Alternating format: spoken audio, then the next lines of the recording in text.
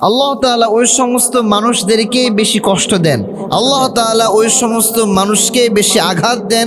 আল্লাহ তাআলা ওই সমস্ত মানুষকেই সবচেয়ে বেশি পরীক্ষা করেন যারা আল্লাহ তাআলার কাছে যত বেশি প্রিয় বান্দা। সুবহানাল্লাহ পড়েন। কত তাকে পরীক্ষা দিতে হয়েছে, অগ্নি পরীক্ষা দিতে হয়েছে, কুরবানি করার পরীক্ষা দিতে হয়েছে। হুজুর, আমার জীবনেই কেন এত কষ্ট, অথচ আমি কাউকে কখনো কষ্ট দেই না, কাউকে কখনো আমি অন্যায়ভাবে কোনো কিছুই বলি না, এরপরেও দেখি আমার জীবনে সবচেয়ে বেশি কষ্ট। এর কারণটা কি? দয়া করে একটু আপনি আমাকে উত্তর দিবেন। দেখেন, আল্লাহ তাআলা ওই সমস্ত মানুষদেরকে বেশি কষ্ট দেন। আল্লাহ তাআলা ওই সমস্ত মানুষকে বেশি আঘাত দেন। আল্লাহ তাআলা ওই সমস্ত মানুষকেই সবচেয়ে বেশি পরীক্ষা করেন যারা আল্লাহ তাআলার কাছে যত বেশি প্রিয় বান্দা। সুবহানাল্লাহ পড়েন। পৃথিবীতে সব থেকে প্রিয় বান্দা ছিলেন নবীরা, আর এই নবীদের ভিতরে আল্লাহ তাআলার কাছে সব থেকে শ্রেষ্ঠ নবী ছিলেন মুহাম্মদুর রাসূলুল্লাহ সাল্লাল্লাহু আলাইহি ওয়াসাল্লাম।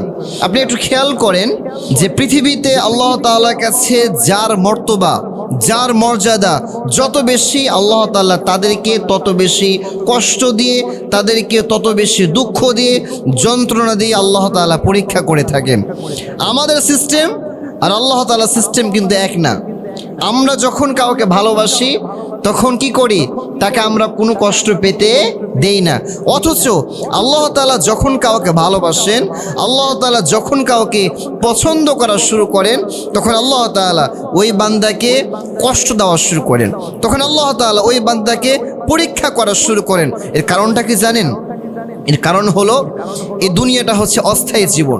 এই দুনিয়ার জীবন কখন আছে কখন নাই আমরা কেউ জানি না।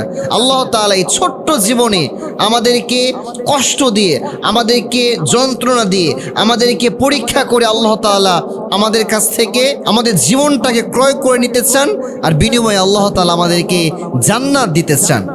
নবীজি বলেছেন, পৃথিবীতে যার ঈমান যত বেশি মজবুত, আল্লাহ তাআলা তাকে তত বেশি পরীক্ষা করবেন।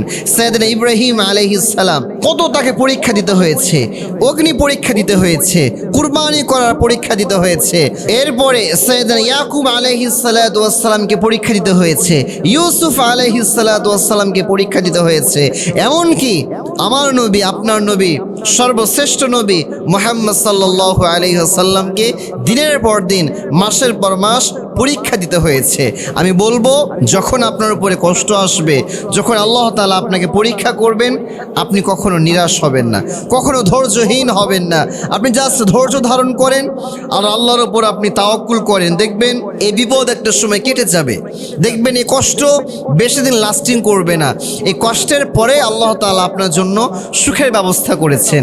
যখন দেখবেন যে আপনার জন্য আল্লাহ তাআলা এত বেশি সুখ দান করবেন, তখন আপনি সুখের কারণে আপনার জীবনের সব কষ্টগুলো, সব দুঃখগুলো মুহূর্তের ভিতরে ভুলে যাবেন।